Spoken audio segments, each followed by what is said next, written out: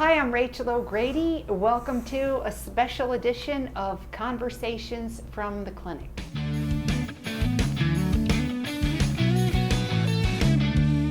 What kind of an intro would even be enough for the legendary J.B. Lord?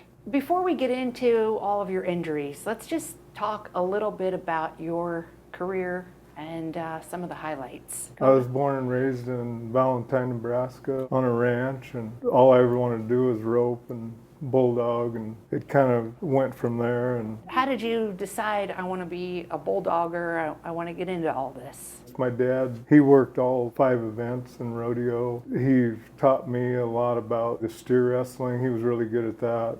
He didn't rope very good, but he always had good horses for us to ride, and I just kind of taught myself how to rope by watching other people, and he showed me a little bit of what he knew. But I loved bulldog. That was my favorite event. It probably still is today. I've won as much roping as I have bulldogging, but always thought I could bulldog as long as I could team rope. And when I was 54, I hurt my left shoulder at Clear Lake, South Dakota. It just kind of snowballed, the injuries from there. And the year before, I felt better than I ever did. I didn't really have any bad injuries, but when my left shoulder went, then I hurt my right shoulder that fall. I just never could get back to steer wrestling. Then my roping went downhill. You continued to rope and bulldog 54 years. I mean, that's a pretty long time to be doing such an aggressive type of an event. That's just what society tells you can do. And I just felt, when I was 53, I felt better than I ever did. Why do you think that was? I've exercised a lot, and just my belief system. I just thought I could do it. I thought I could steer wrestle at a high level. And then when I hurt my shoulder, reality set in, and I know I was at the age where your injuries are harder to heal, and it just snowballed from there. I had to quit steer wrestling, and I didn't rope as good. Then I hurt my right shoulder, and then I had 2 bad shoulders. I knew Tom, your husband. He was an old friend of mine, and he told me about you and what you do, and one thing led to another, and I come down here, and you injected both shoulders. That was 4.5 years ago, I think. And I remember seeing your MRIs before you came down, and I thought, oh man, God, you had no rotator cuff tendons at all. It was amazing what they were held together by. I didn't know, honestly, at that time, if we could even help you with what we do. Looking at those shoulders, if any surgeon were to see those MRIs of your shoulders, they would say, these joints need to be replaced. There's nothing holding them together. And I remember you saying that you had a hard time even hanging your bridle up because your shoulders were hurting. They just ached all the time, and anything like you had to lift above your shoulders, it hurt so bad. I mean, like bridling your horse, it was just tough. It's simple things that you'd been doing for years without even thinking about it. Yeah, and the worst part was swinging my rope. You got to get your rope above your shoulder and turn it over, and that was just a killer to rotate your wrists like that. I got in the habit of not turning my rope over, not being able to raise it above my shoulder, and I mean, that led to not catching as many steers, and I just had enough. So glad I come down here. What was the process like after we treated the shoulders? How long would you say it took until you noticed some differences or some changes? I think I noticed some within the first week. Some of the pain had went away. I mean, they weren't where I wanted them to be, but I could tell that they felt a little better. Then gradually they just got better, and it might have took about 2 years and then finally I just like, hey, my shoulders don't hurt anymore. They quit aching, and I mean, it might have not have been 2 years, but whatever day it was, I thought, hey, my shoulders used to ache all the time, now they don't. I usually say it's kind of like shutting a burner off. It takes some time for it to simmer down, the heat to simmer down, but it's like you just stop thinking about the pain. Your mind isn't even thinking about. It's unbelievable that it helped you as much as it did, considering the injuries that you have.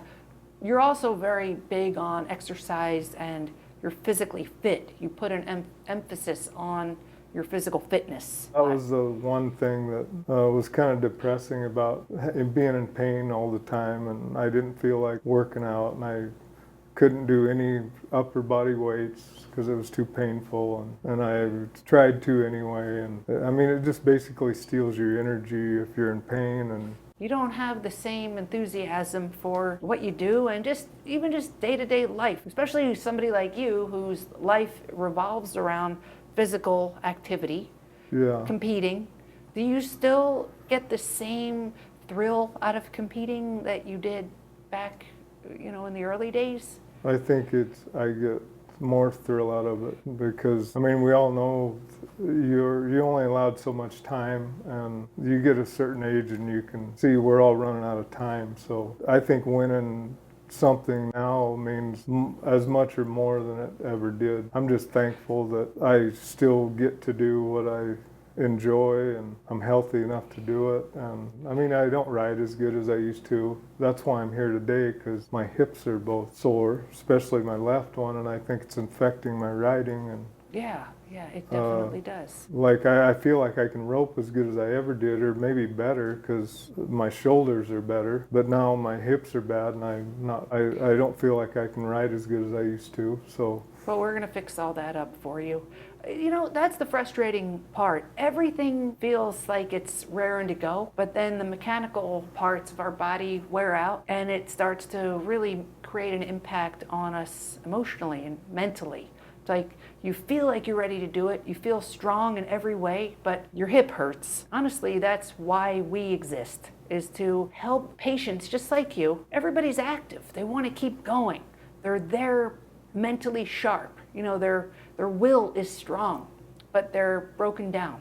Just like if we were to open a door, the hinge, after 50, 60 years, the hinge would get a little rusty. You don't need to replace the entire door. You just need to address the hinge. Tom told me about what you do, about injections, that maybe you won't need surgery. I was all over that because I'm not a surgery guy. I've seen guys that get shoulder surgery and they're in a sling for 6 months, and they're complaining about rehab for another 3 or 4 months or however long it takes. And I just thought, I don't want to take a year off from riding or roping, or just don't have that much time. And this just seemed like a lot better option for me. But I wasn't gonna get surgery. I didn't feel like I hadn't had time to do that. When I heard that you do injections and it might heal me without surgery, and I trusted Tom, he's a friend of mine, and I agreed to it, and it's been a really good thing. I'm so happy that I did. Well, we're happy too. And every patient that comes in, they look at the wall and they say, "Oh, JB Lord was here. You realize your legendary status?" I mean, are you aware of the mark that you've left on the Western sports community? I don't look at it that way. The mark I think I left is my 2 kids. Can we talk about the boys for a second? They're just killing it on every level. Eli and Levi, they're just... I get a lot of joy out of watching them. And I'm sure you do. You got to be proud when you see them out there winning, competing. More importantly, I guess all we could want as parents for our kids is just to see them thriving and happy, doing whatever it is that they do. Just so happens that they're kind of following in your footsteps. I hope not. I hope they Oh, no. take a little different route than I did. Oh, well, they're lucky to have a dad like you that encourages them to do what they want to do. They rodeoed with me. When they were just little, I took them with me about everywhere I went.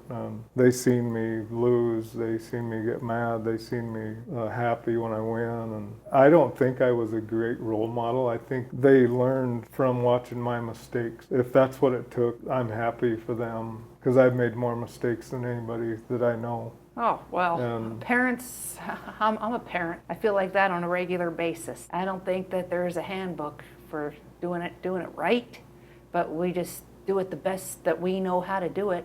And if that means that our kids learn from our mistakes, then we're doing it right. Well, the best thing I did was spend time with them. Well, I've spoken to both of them, and they just think the world of their dad. How do you handle the losses, and how do you convey to your boys how to handle when you don't win? When you don't win, it's always tough. That's expected.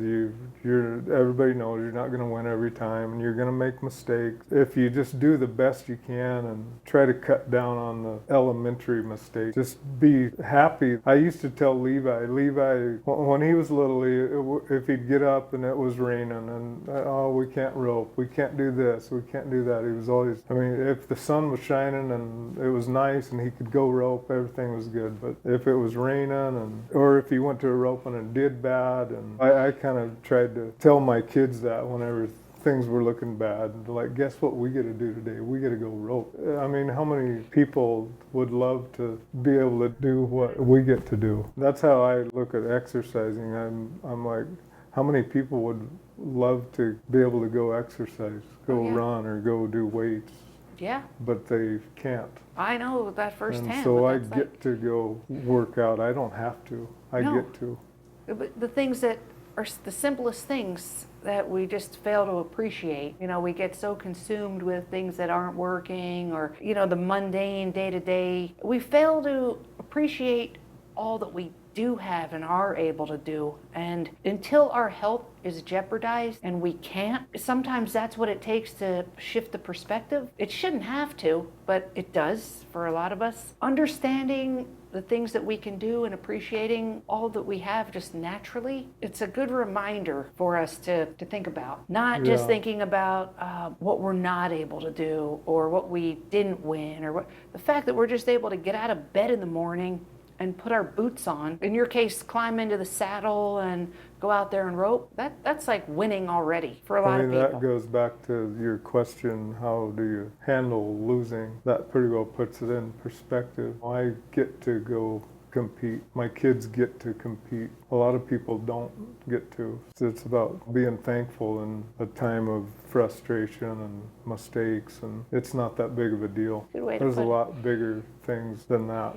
Yeah, you just move on to the next thing. Well, we're so excited that you came back. Your picture's in there. We have your circuit finals all around buckle that you sent after we treated your shoulders. I got a package in the mail, and it was your...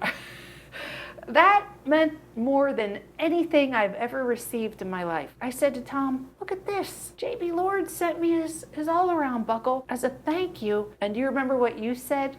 No. You said, oh, hell, I got a box of about 150. I have about 150 of these buckles. This is the least I can do is send you this. I have it hanging in there this day. It means more than anything. I'm glad you liked it. Yes, thank you. And we appreciate you coming back. We're going to get your hips fixed up. I'm pretty excited to get out of my hip pain. Yeah, Hopefully it works like with my shoulders. It will. We're gonna fix you back up. Thank you, JB. This is You're welcome. awesome. Thanks Thank for you. coming in.